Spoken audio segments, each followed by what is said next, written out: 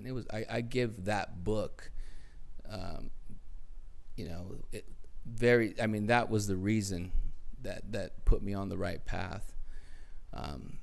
So at that point, I made some calls to some of the people back in the transportation industry that I knew, and they gave me an opportunity to go back and do some operational work for them, just so I can get a paycheck. Because I went from making a ton of money to nothing coming in, right? So that's and I think back now, just knowing what I know, success was about money and cars and big houses and what we see on TV, of course. yeah, Right? exactly. On social. And what happens is that your identity becomes those things, and then when you lose those things, you lose your identity. And that's when you lose your identity is when you start thinking those type of thoughts, right?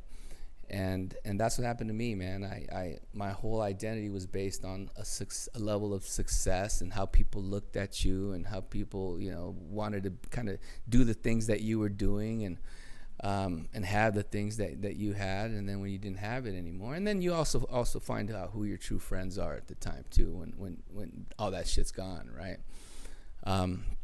So that was the beginning of my journey. And it took, it was to a point where I look back now, I was like, man, thinking about that, how stupid that would have been, and I don't know.